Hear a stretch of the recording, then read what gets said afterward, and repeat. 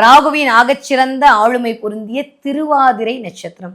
திருவாதிரை நட்சத்திரம் உங்களுக்கு லக்னமோ லக்ன புள்ளியா இருந்தாலும் சரி, இல்லை திருவாதிரை நட்சத்திரம் உங்களுடைய சந்திரன் நிற்கிற இடமா இருந்தாலும் சரி, இல்லை திருவாதிரை நட்சத்திரத்தில் உங்களுக்கு செவ்வாய் என்று சொல்லக்கூடிய முருகனுடைய காரகத்துவம் அமர்ந்திருந்தாலும் சரி, இல்லை திருவாதிரை நட்சத்திரத்தில் உங்களுடைய சூரியன் இருந்தாலும் சரி, இல்லை ஒரு திருவாதிரை நட்சத்திரத்தில் நின்று உங்களுக்கு ஒரு தசை இப்போ நடத்தி கொண்டிருந்தாலும் சரி, இப்படியெல்லாம் சொன்னால் உங்களுக்கு கன்ஃபியூஸ் ஆகிடும். சிம்பிளாக திருவாதிரை அப்படின்ற விஷயத்தில் உங்களுடைய வாழ்வியல் கனெக்ட் ஆகுது அப்படின்னா நீங்கள் வழிபாடு செய்ய வேண்டிய ஒரே ஒரு தலை. ஒரு சின்ன குழு கொடுக்கட்டா?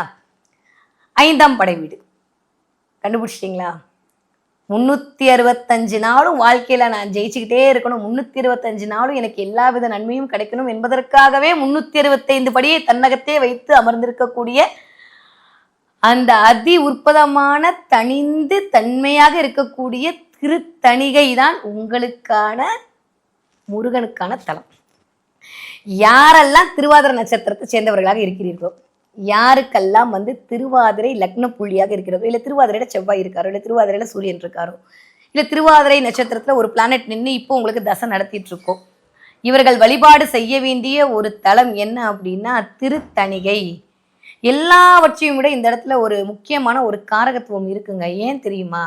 ராகு அப்படின்னாலே ஒன்று இருக்கும், ஒன்று இருக்கிற மாதிரி இருக்கும், இல்லை அது ஒரு இடத்த அப்படியே தன்னகைப்படுத்திக்கொள்ளக்கூடிய ஒரு தன்மை தான் ராகுவுடைய தன்மை. கரெக்டா?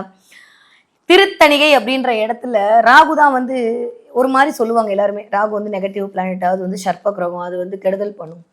நான் சொன்ன மாதிரி ஒவ்வொரு கிரகங்களுக்கும் நன்மையும் இருக்கும் தீமையும் இருக்கும். ஆனால் மிகப்பெரிய ஒரு ஆளுக்கு மட்டும் ராகு நல்ல விதமாக அமைச்சிட்டாருன்னு வச்சுக்கோங்களேன், இந்த ஒரு நாள் நைட்டில் கோடீஸ்வரர் ஆனவன், லாட்ரியில் ஒரு நாளில் பணம் விழுந்து மிகப்பெரிய மல்டி மில்லியன் ஆனவன், ஒரு நாளில் வாழ்க்கை மாறிடுச்சுன்னு சொந்த அர்த்தராத்திரியில் கொடை பிடிக்கிற கேஸெல்லாம் யார் அப்படின்னு பார்த்தீங்கன்னா, திடீர் அதிர்ஷ்டம் கொடை பிடிக்கிற ஆள்லாம் யாருன்னு பார்த்தீங்கன்னா, கண்டிப்பாக ராகுவால் ஆசீர்வதிக்கப்பட்டவர்களாகத்தான் இருப்பார்கள். இந்த சூதாட்டத்தில் ஜெயிக்கிறது ராகுக்கு நிறைய விஷயம் இருக்குங்க. பிரம்மாண்டம் அப்படின்னு போட்டாலே ஈஸிக்கொள்ட்டு அந்த இடத்துல வரக்கூடிய ஒரே ஒரு கிரகமே இல்லாத ஒரு சாயா கிரகம் என்ன அப்படின்னு பார்த்தீங்கன்னா அது ராகு மட்டும்தான்.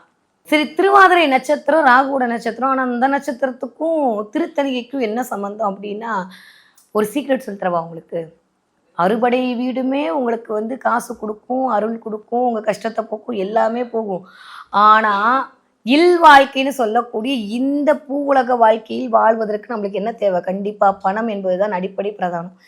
யாரெல்லாம் தணிகை மலைக்கு அடிக்கடி பயணப்படுகிறீர்களோ, யாரெல்லாம் அந்த 325 படியை ஏறிட்டு வந்துடுறீங்களோ, சத்தியமாக சொல்கிறேன், முருகன் அருளால் அடுத்த ஒரு வருடத்திற்குள் உங்களுடைய வாழ்க்கை மாறும். மாறாட்டி நீங்கள் யாரையும் கேட்க வேணாம், என்ன கேளு.